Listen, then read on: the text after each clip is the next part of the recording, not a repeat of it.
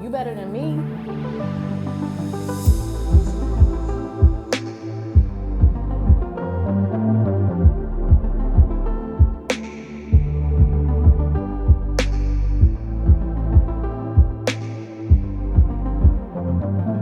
You better than me. You better than me.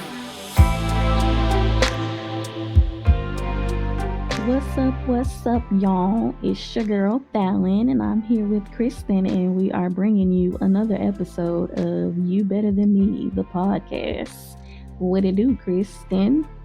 Nothing much, girl. Just, living my life like it's golden. How you doing?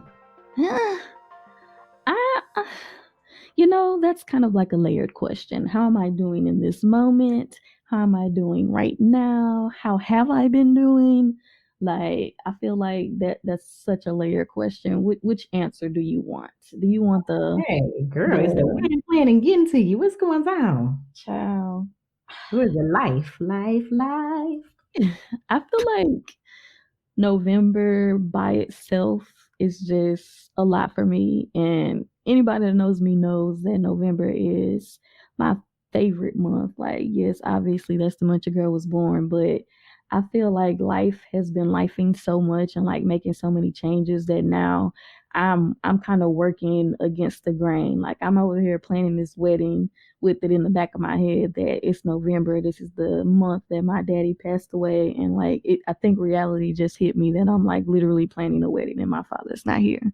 So that has been kind of having your girl down. I can't even front. I could say trigger warning because that's the mood that I'm on. It ain't about to be no happy go lucky conversation because that's how your girl's feeling, and I'm trying. I'm doing my best, but that's just the reality of how it is right now. Well, thank you for sharing your feelings with me as well as with the people. I mean, one thing about the You Better Than Me podcast is we speak to you guys about real life events, things that we have gone through and things that we are currently going through. And as we are entering into a different season, approaching the holiday seasons, this is something that's very valid for everyone. Grief is real. We're still in the midst of COVID. We may not be hearing a lot about it right now, but there are a lot of people that have lost a lot of people. So grief is one of those things that I think is always in the background. Like people don't put it to the forefront to speak about. Yeah. And I think that's because of the fact that even if you've experienced the loss of a loved one or someone close or whatever, you still don't know how to approach that with someone else. Even myself, Yeah. it's so hard to approach that topic. It's so hard to, and I've been through it, but it's so hard to say, oh my gosh, because once you say, I know what you're going through when that other person is in that moment, you don't. And it can be offensive to say, I know what you're going through, or I've been there, or, even something as small as, let me know if there's anything that I can do for you. It's just a touchy topic. And I remember my ex, I think he lost I don't even know, Lord forgive me, but he lost a family member. And he told me that he felt like I wasn't there for him. And this was after I lost my mom, and he was there for me. And I tried to explain to him that I did not know how to be there for him. Even though I experienced it, I did not know how to be there for him. And we wanted to say, Fallon threw it in quickly, trigger warning, because this is a heavy topic. We wanted to speak to you guys about this earlier in the season, and I pushed it off because I felt like it was too heavy. And I think today that we have to tackle our own fears, work through our own feelings, and try to assist you guys with working through your feelings if you are feeling any type of way regarding grief. Yeah, and you mentioned like losing a parent, like that's some shit that until you actually go through it, I don't think that there is any way that you can explain to somebody like, oh my God, this is what you're feeling right now. I have friends who are like literally losing parents now. Like, yeah, I went through that. It'll be 2 years.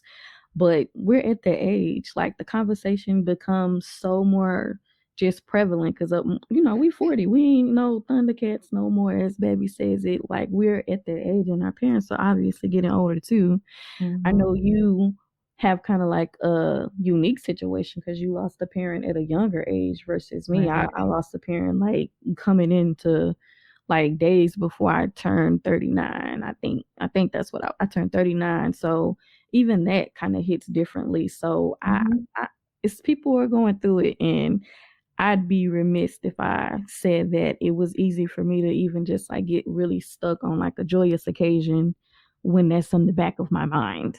Right. And I know with my situation, and I've said this to many people, you try to rationalize, I'm going to say specifically losing a parent, because that's one of the biggest groups that I've experienced. But you try to rationalize it from a person that may have been sick to a person that just lost their life, like just, out of the blue, which was my case. And there is no way to rationalize it because, I look at my friends who lost family members due to sickness or anything of that nature. And I'm just like, oh my gosh, like to sit there and watch your person. And I don't want to use this term to be offensive, but to sit there and watch a person deteriorate or not be the person that they once were or the strong person that you remember them to be, it's like, I don't know if I could wrap my head around that. But then at the same time, I can't wrap my head around my mama being in her 40s. And this was the time, like my mama was in my age, like right now, where she should have been living her best life. I ain't going back and Wow. forth with you. You know what I'm saying? For her to lose her life and she's like at like this heightened moment, like we didn't even get that chance to like go have margaritas together. But you can't Yeah. rationalize it. You know what I mean? Because death is death. I Grief don't is even think grief. I've ever asked you how old your mom was when she passed away. Girl, I ain't good with ages. You're not. She wasn't 50. I know that much. Oh, She yeah, was not younger 50. than 50. Yeah, she was definitely younger than 50. She may have been 45. So like Okay. See, yeah, somewhere in there. that's like young. Like that That's really is young. to the age where you could have been kicking it with us, like going out, hanging, Right. like that was right in the midst of things. So I definitely see how that could hit you different. And you said something Mhm. just about like watching somebody get older or watching somebody just kind of like deteriorate or go through whatever. And Yeah. honestly, Right. yeah, that right there is kind of the turning point in my life that made me realize what actual love was seeing like my daddy's last days or like final days, seeing the devotion and just like how much my mama had to pour into their relationship. Like I did not know what the definition of love actually was or what it looked like or what it smelled like or what it tastes like until I witnessed them. And it wasn't until I saw that phenomenon that I was able to put words into what type of love that I wanted. So I know it's like a book called Grief is Love, but I feel like just that phrase is so Mhm. real, and just like not being able to put into words how much you love somebody is almost akin to like not being able to describe how it feels to lose them. Like you can't feel lost without a real level of love. It's like people go through stuff like a breakup or whatever, and like you crying, the tears are there, but ultimately you stop, you get over it. But this Right. is something that you don't. Like that's how you know that it was real, like real love. Like puppy love and Mhm. all that other stuff is like BS to me. Like that's nothing that I've cried over up into this moment was nothing that I could call love right now, just after seeing the dynamics of their relationship. And even with that, like, yeah, it's sad for me planning a wedding without him, but then I also am like grateful because it wouldn't have been an eye-opening moment for me to even recognize what love was or what love felt like, to kind of help me receive the relationship and like the man that I'm about to marry. So that it's like a weird place to be. I guess I don't know if the people feel me, but it's just weird. Like even celebrating a birthday. Last year I wanted to do just like, the big party because I didn't want that week to be overshadowed with, oh my God, this is always gonna be the week that I lost my dad. Like Right. not being able to celebrate birthdays, and I just wanted to like change the narrative of it and like have a big party and do all these things. But what can the people do to kind of cope with the grief? Like we right Right. there in it. It's like back to back to back to back holidays. It's back people talking about Christmas already. It's stuff in the Mhm. stores. It's people talking about Christmas carols, and like I could think of songs that could like take you there, or even just like the scent of somebody baking something reminding you of your person. Like what can the people do? I mean, if you are dealing with grief, I can't, again, because grief is hard to speak about, even though you've experienced to other people, because everybody's going to handle things in their own way. And, as time goes on, you find ways to deal with it. But for myself, one of the things that was helpful for me is actually getting grief counseling. And it's something that I advocate on with people when they lose someone, to definitely speak to someone that um, doesn't know you, that is biased, that, did I say it right? But someone that doesn't know you. Unbiased. Not Unbiased. I'm sorry, guys. unbiased. I'm biased. See this topic, but unbiased. And then I also think that journaling is very helpful. I feel like one thing that I like about myself, and I am a crazy Gemini. I experience all the Gemini attributes, whatever. But one thing I like about myself is that I allow myself to feel however I'm feeling, whether it's right, wrong, or indifferent. If I feel that way, my feelings are valid. And I think that is so important during your grief journey, because when you look at the stages of grief, and I think, and I could be wrong, there's 7 stages of grief. I could be wrong, but I know one of the stages is, being angry. And you just think about it, you mad at the world. Like, you're seriously mad at the world because your person is gone and they're not coming back. Like you said, it's different from a breakup. A breakup, you could possibly meet that person again, or you Yeah. could interact with them again. This ain't that. And so No. I go hard for grief counseling. I'm always like, get yourself a journal. I actually just sent my best friend who lost her brother recently. I sent her a grief journal. And I know she asked me, was it a journal that I use? It wasn't, but I was like, this was something that had very high ratings on Amazon. But I think it's just very important to feel your feelings and to talk those out. Another reason why I think it's so important is because even though your person isn't here on earth with you in the physical, they're still in your mind and they're still in your heart. And I think that when you speak about them, to me, that's that love that you were speaking about, like that unconditional love, because they are still here with you. You Yeah. still carry them with you. If it's a parent, you have their DNA running through your veins right now. So to speak about them out loud, like, I love when I go home and people be like, "Oh, girl, you remind me just of your mama. Like, your Yeah. mama used to do that. I remember when we used to run the streets together. Your mama used to be the same way." And I'm like, oh my gosh, she remember my mama, because I'm not gonna forget my mama. And I would hate Yeah. for other people that knew her to forget her and to forget, the essence that she brought into this world or her livelihood. So And that's dope. I had to Google it because you just dropping all these quotes I could and be wrong, whatnot. so please correct me. It appears that there are 2 schools of thought. Okay. There are either 7 or 5. Um, according to the Google, they have shock listed as one, denial, anger, bargaining, depression, acceptance, and hope, and then processing.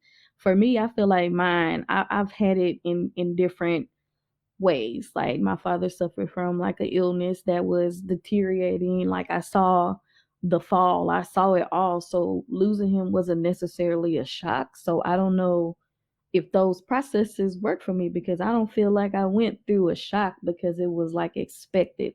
It was more like, I don't want to say like relief, but it was more like oh, thank God, because I know this nigga would not want to be sitting over here not able to do what he want to do, or not able to go to the casino or go gamble or do We're whatever. in pain, just being in Yes. pain. Like, so I don't know, like the shock, but then we done been in a pandemic so long, it's like, is stuff shocking anymore? Like, do people get shocked? Like, we see so much craziness on TV and school shootings and I feel like all of our this. shock Like, factor is not there anymore. so okay, so it might just be 5 then, because the way Yeah. life been life, and I feel like the shock of shit is almost gone, and that's terrible to say, But but it depends on the situation though, because my situation happened prior to COVID. So, with my mom being killed in a car accident, the shock factor was there, because it's well, like, yeah, what?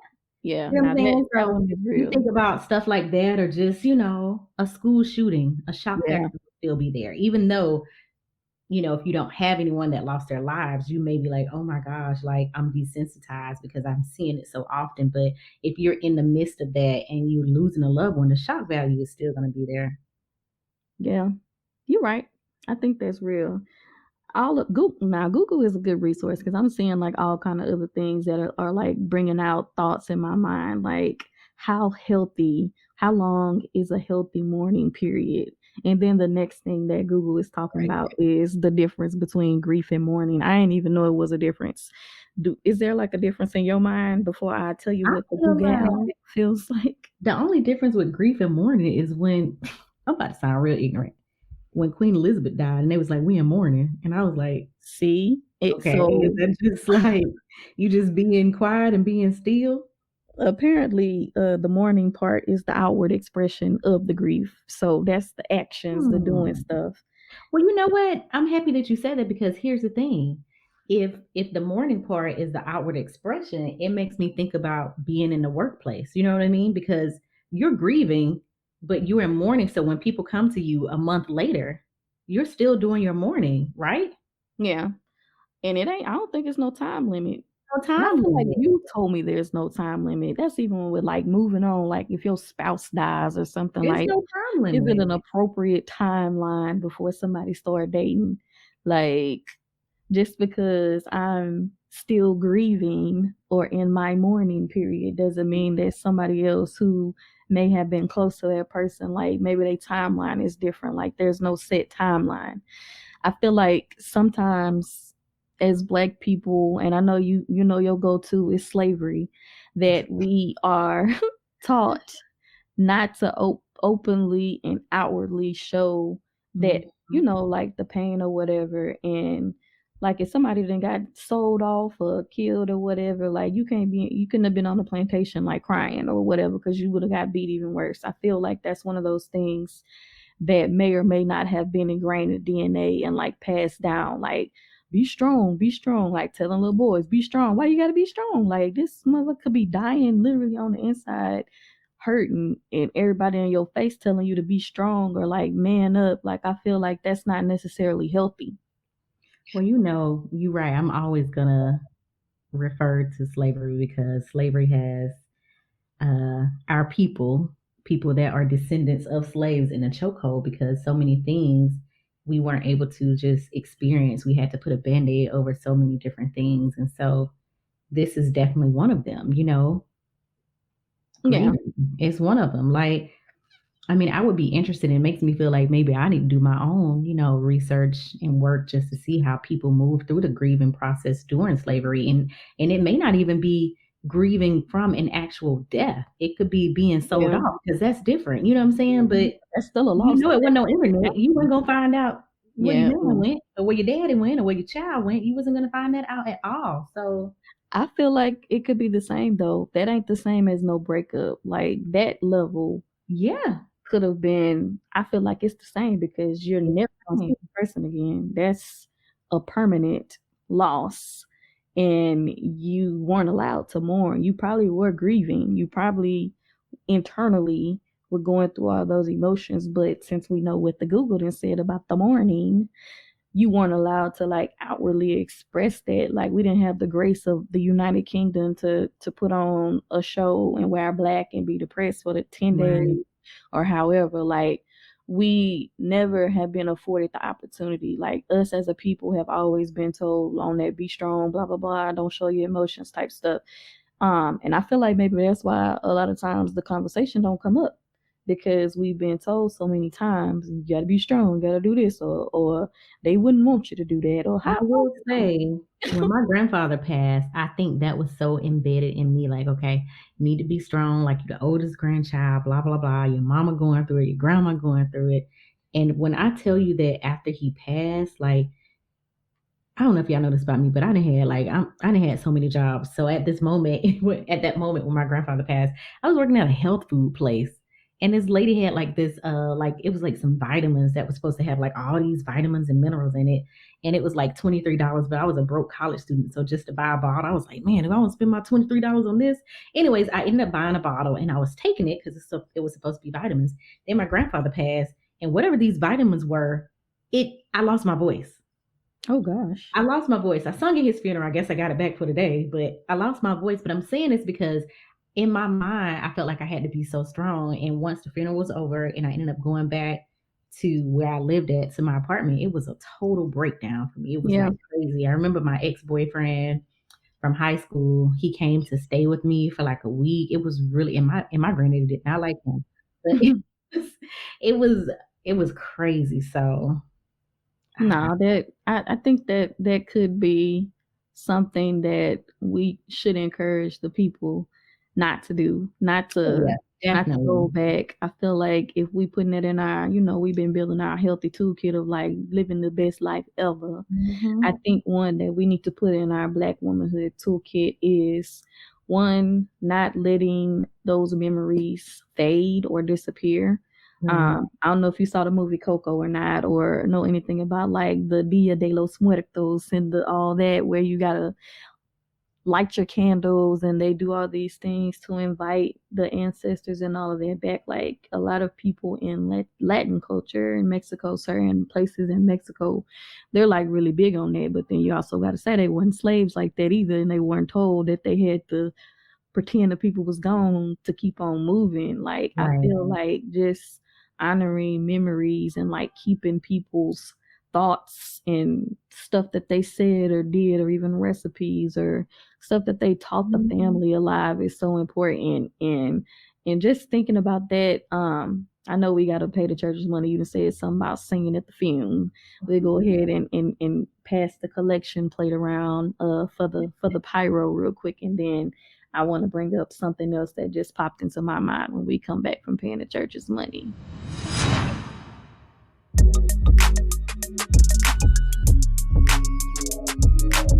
You've probably heard of our sister company, Pyro Media Network, where some of the best rising star creators are streaming next level content. But have you ever wondered how they are produced? Have you ever wanted that same top quality content creation, photography, video production, and more for your brand? Don't take another second to debate. Book your wedding photographer or videographer, create a promo for your business, or get your special occasion film in the most beautiful way possible. Visit www.pyromediaproductions.com or call 323 405 3820 to schedule a free consultation and let us take your project to the next level.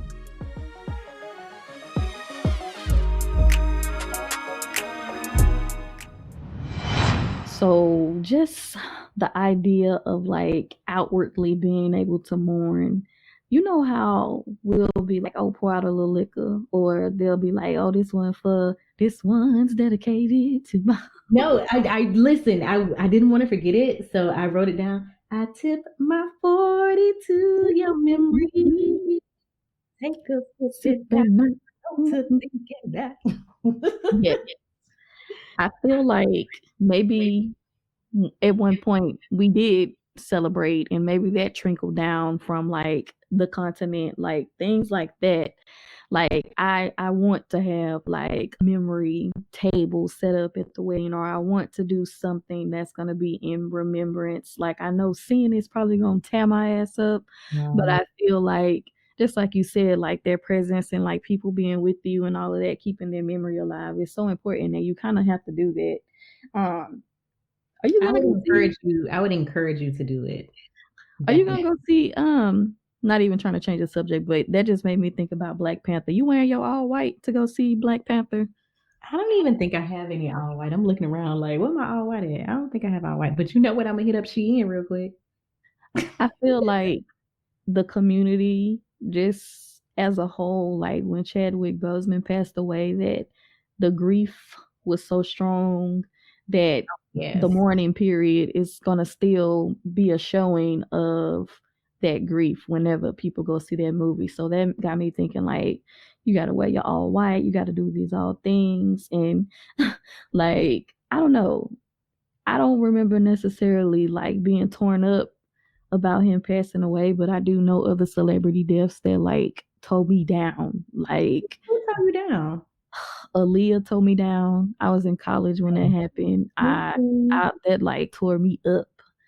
Biggie tore me up. You know, I'm always calling myself Tupac tore me up, no, and I thought that notorious foul. I really thought I was gonna go to the funeral. I don't know why I thought somebody was gonna buy me a ticket from Georgia to go to California. In But I ninth grade, they was gonna drop that money. I feel like that. I feel like Kobe when Kobe passed away. thought, That God, that was oh, heavy. Kobe. I feel like Prince also. I feel like the world ain't been the same since Prince passed away. When Prince passed away, that's when I feel like the bottom fell out of everything. Like all kind of natural disasters started happening, a whole pandemic. People then had eclipses and locusts flying out the sky. I feel like all of But those I felt things. heavy with Whitney too. I think it touched me with Whitney because she had Bobby Christina. And so as a child that lost her mother, that was so heavy for me because I'm like, oh my gosh, like who's gonna take care of her? And then, to see that she passed in the same way, untimely way as her mother, like all that was just heavy for me. Oh my God, I forgot about Bobby Christina. I know me and my fiance always talk about like death and like how it affects. He's like a big, if I don't know that person or like they weren't a part of my life, like I Why didn't, does it affect you? yeah, like why does it affect me?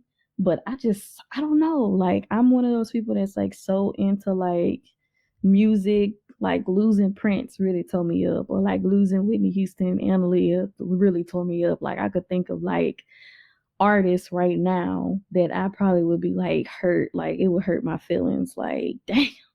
Yeah. Whew. No, I totally feel you on that. I mean, even yeah, I think going to see Black Panther is going to be hard because I I mean, think just knowing Chadwick's story and definitely not knowing it like people that knew him knows his story, but just knowing how he tried to endure and push through, and he was battling for a while for that to happen, and then him passing on, and ugh. And then I know they're gonna show his picture like in the movie somewhere, and I Mhm. feel like I'm gonna be towed up. I think that it's gonna be one of those things that we are gonna have to do. Just like this conversation. Like I'm not gonna front, like talking about it, I feel like is making me feel better. It's making me feel less down than I was. And I really think that maybe just talking about it or having more conversations to normalize it is something that the people should be doing. Like we went back and forth for all the last season. We did, guys. We really did. And I was like, no, because I felt like this conversation, and even tonight, I told Fallon, I was like, well, are we sure? Because it could get heavy. Um, I don't know, but you said something about the book that you read, what Death is Love or something Grief like is that. love. Grief is love, and you just think about it, like even though we both have our individual personal grief journeys, like when you speak about your person that you love, like there's like just this excitement. It's not the sadness of it, it's the excitement, like dang, like this person really was here and this person really was down for me, and although I miss them, I know that they gave me their best while they were here, and I'm happy that we have started speaking about it. I know I always, say that, slavery, we're impacted by slavery. But the good thing about today's society is that we can learn from those lessons and we can start doing things anew. Like we don't have to say, wipe your tears. We don't have to say, you will be okay. No, you can actually live through and feel those feelings in that same moment because you owe it to yourself. You owe it to the person that, has passed away. And when you bottle those type of things in, you never deal with that grief, you end up having health issues. So I definitely wouldn't Girl, keep any of that bottled in at all.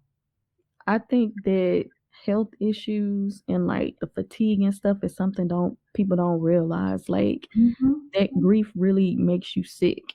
Like holding all of that stuff bottled in physically deteriorates your body.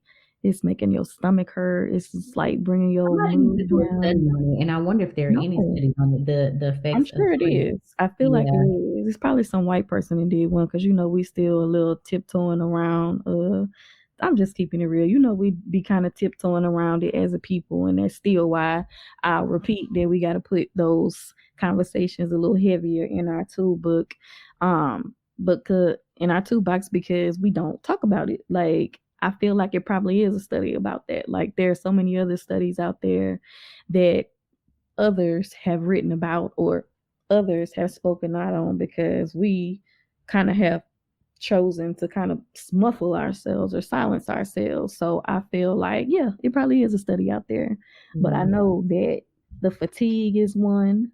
I know that this is just from personal experience, like not being able to like fully function, like feeling discombobulated. Like you really gotta put your feelings into one compartment just to be able to function when you're in the midst of it. And I don't know if you've experienced that, but I've had to like literally take days off of work where there was nothing but that heaviness, and I like had to really process it. I know you're very big on saying like the feel your feelings or whatever. I Mhm. think that people shouldn't be ashamed to do that. I feel like a bereavement day is a day that should be used because it's necessary. Like I don't know if your company how your company does with it, but I feel like we should not just force ourselves to rush right back into work, or we should not just rush ourselves to get busy or like forget about what's going on, because like you said, that breakdown will get you when you get back to the house and when you by yourself. Like people want to go and plan and do all this stuff and like not actually feel it or not actually sit with it. I do think sitting with it is important. No, I definitely agree. Definitely same with it. But that's why when you spoke about the grieving versus the mourning, like when you think about in corporate America, I don't know how your job is, but you get like 3 bereavement days. And Mm-hmm. it's always like a mother, a father, a grandmother, sister, brother. Yeah. People have close relationships with people that may not be their mother, father, sister, brother. And so when we think about the mourning period, seeing as though it's the outward expression, I think that aside from having the bereavement days, we need some mourning days too. Because them people over there in England, they got Yeah. all the days to mourn. We need some mourning days. And I think people just don't realize corporate America, I'm speaking about corporate America, they don't realize how grief really impacts a day-to-day basis. I Mm-mm. remember this is how I knew my manager wasn't shit one day. It was one coworker, her mom passed, and her mom lived in a different country. And she Mm. taking like some days off, like maybe a month after, going over to the country and burying her mother, came back to the United States and maybe taking off a month. And my manager was like, well, I don't understand why she need that much time off. She's like, her mom didn't even live here, so they couldn't have been that close. And I was like, the Mm. audacity. See, but then that's why I be like, do white people even have cousins? Do they have home? Do they have cousins and But uncles these and people family were not even white. relationships? They just weren't black. Mm. So that's the thing. They weren't even white. They just weren't black. And then when I say that, I'm speaking again to grief because you don't know what to say to people. So when this particular person came back to work, I had bought them a card, a sympathy card or whatever. I went up to them and I was just like, how are you doing? And they snapped on me. And she was They like, snapped. she snapped. She was like, how am I doing? What did you expect? I just lost my mother. And I was like, I lost my mom too, which is why I'm coming to you as a person that Yeah. lost her mom to see how you're feeling today, because I know it's not an easy task to be back at work and you're still grieving. And then she kind of brought it down. Oh, And did so she that's why I said, apologize? saying things to people, you just don't know if you're saying the right thing or not, because you could be coming from a good place and because somebody is currently in their grief, like currently right in the midst of it. Because there's a difference with Yeah. me and you having a grief journey right now. But like my best friend who just lost her brother, she is currently in her grief journey, like the beginning, Yeah. stages of that. So her mindset as compared to you and I, where it's been a year or years, is gonna be different. Yeah. It's definitely a difference. But even with that, everybody's process is differently timed. Mhm. Like, yeah, it might have been a year, but someone's pain or like physical symptoms that they're still dealing with could still be there years later. And that was what I was gonna ask you about, just like the grief therapy, like how was that, or like what exactly did that entail, and what benefits do you think it had? So I will say I should have gone more so than I went. It was heavy. It was very heavy. I remember going in, and this was like my first time ever just having therapy. It was with someone at my school, a counselor at my school. It's so funny because she was just a good person to me or whatever. And it's like, Mhm. how you have a good person and then you just lose them. Like I lost Mm. her. Like she stopped working at the school. Like I would ask Aw. people about her, and like I could never find her again. It was like, was she really there? you Aw. know, but she was just asking, and she was young because I mean I was young. I was like 23. She probably wasn't even 30, Oh, because wow. you think people are so much older than you when they have these professional positions at your school, and then once you Right. get our age, you be like, oh, you was only Oh, like 30 at that point doing this Mr. job. Baxter was 32. Right. So I think she did a good job, just trying to guide me. But I think for myself, and the reason why I did not go back often was because it was just so heavy for me. Because again, like I was so young. So it's really I had to figure out a lot. I have a brother, but I had to figure out everything, like, what kind of casket, what Yeah. color, Ooh, what's this, what's that, yeah. and it was just heavy. No, that's what a lot of our friends are having to deal with now. Like with Mhm. like don't nobody have no playbook on that. Like unless you just got a connection or got somebody grandma guiding you or somebody grandma who was in your ear about the process, what a plot is, who been paying on what, it's hard. Like people don't typically just have that type of information readily available.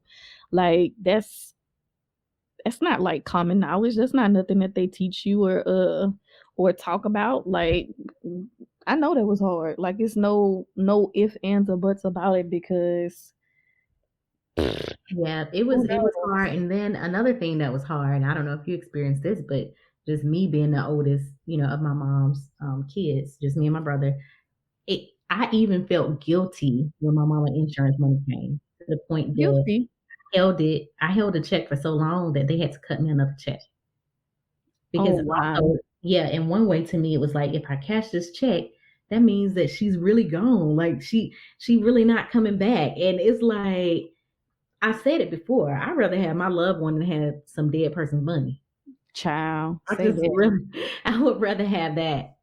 And so Say that was that. a big deal for me as well. Like it was so heavy, but I think that like nowadays, as you're older and we are having family members and parents that are getting older and passing away, it's very important to have those conversations about what are your final wishes, like what would you like, even to the point, where is your stuff located? Where is your stuff Where's located? your stuff located?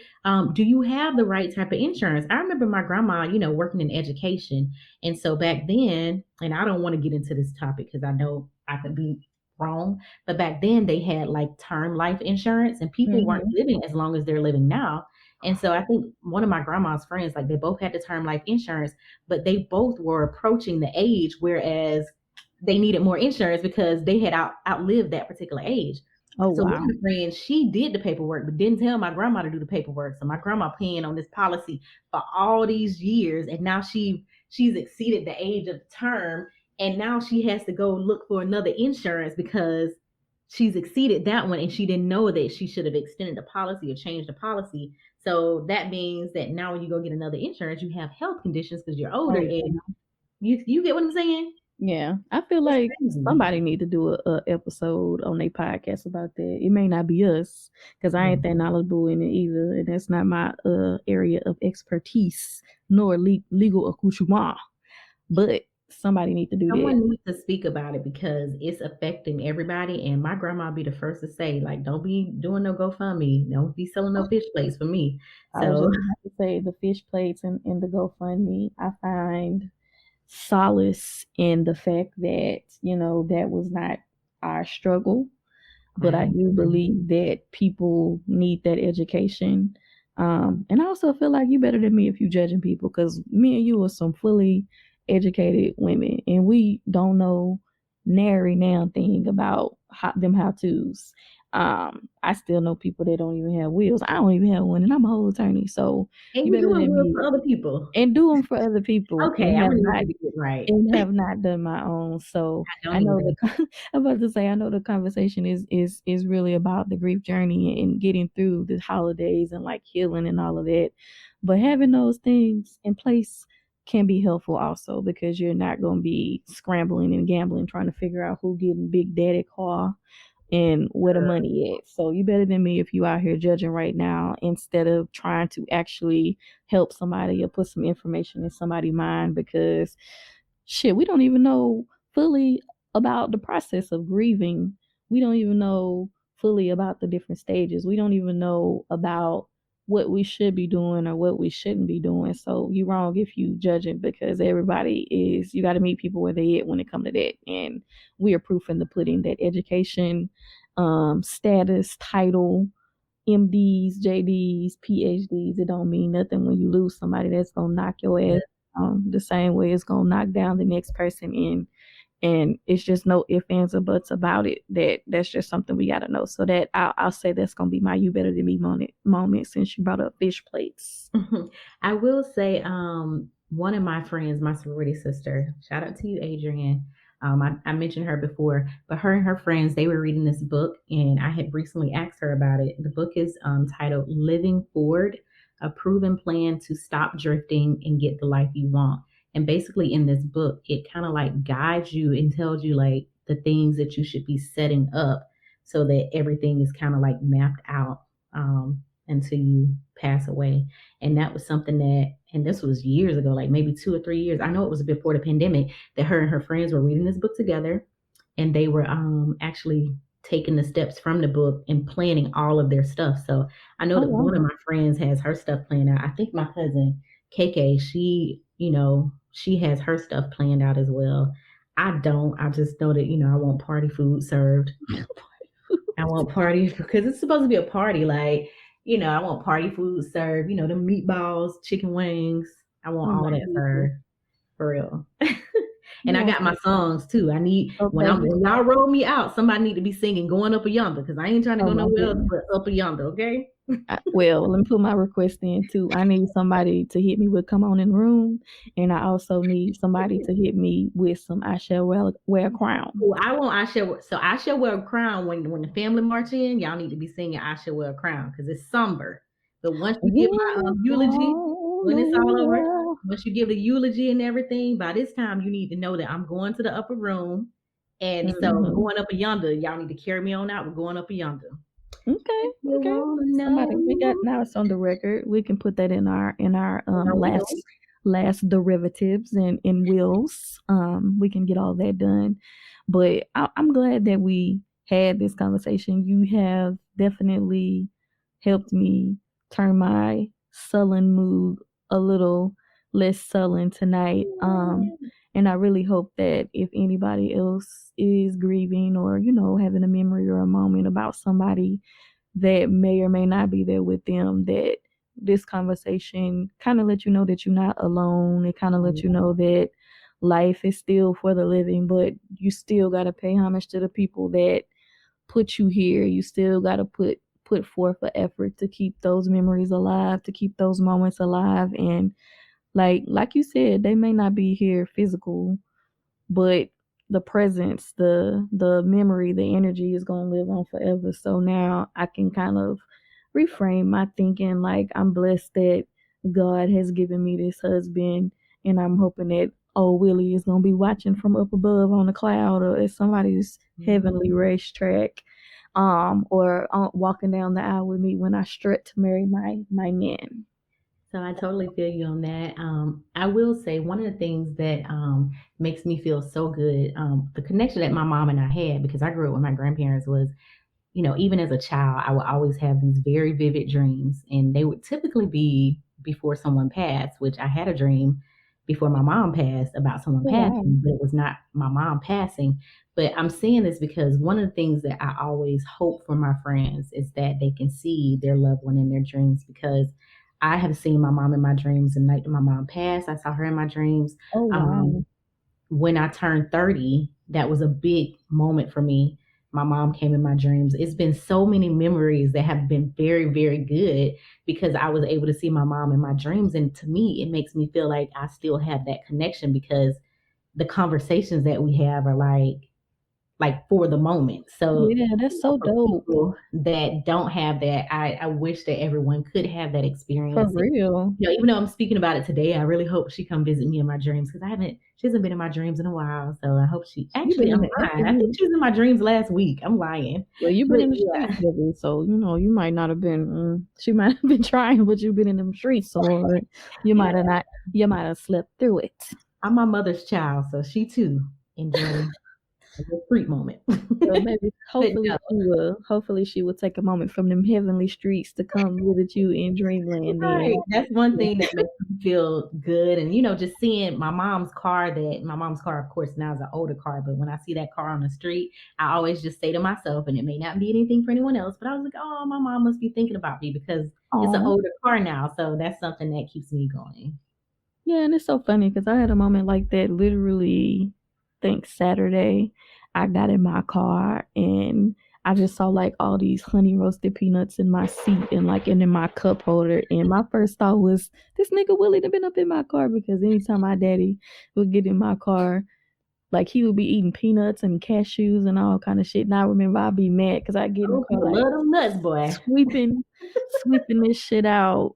But it just so happens that my honey had been in my car and I ain't even never seen this boy eat no honey roasted peanuts or whatever. Like just that memory took me back there and I sat in the car and cried. But it was like, no, it's not a bad thing. It's a good thing Right. because Good that thing. moment took me back to just something I hadn't thought about in so long. And it was like, yeah, then it was like, all right, what's up? Like, you got your good one. I find a lot of different moments happen that kind of make me feel like, okay, daddy approves, like everything is all good. And yeah, I'm with you. See, now you got my voice cracking. I shouldn't have shared my memory because see, I'd have been a G the whole episode. You have. And that's gonna be the one moment that break me down. But you know what? It's almost time to slide on out anyway. So y'all ain't gonna be able to take my thug card away from me for this one. Well, we would like to just thank everyone again for rocking with us. I know this may not have, been in line with some of the topics that we've had in the past, but again, we always want to make sure that anything that we speak about on this podcast, on our platform, is very authentic and true to Fallon and myself. And I think that this was a topic that needed to be discussed, and we would love to continue the conversation on our Instagram page. So if you aren't following us, definitely head over to the Instagram page and follow the podcast. You can also follow Fallon and my individual Instagram pages as well and chat it up with us. Yeah, she better be the You Better Than Me podcast followers and rocking with Notorious_Fal and Why Not Kristin on the Instagrams. I promise I'll showcase the ways that I honor Daddy during the wedding, and y'all may or may not get that professional picture with that single tears I walk down the aisle for the ground. All right, well, until next time, you guys enjoy. Bye. Bye. You Better Than Me is a podcast on Pyro Media Network, produced by Pyro Media Productions. Pyro Media Network and Pyro Media Productions are subsidiaries of Pyro Media Enterprises. For more information, please visit www.pyromedianetwork.com. Thank you for listening, and we will see you on the next.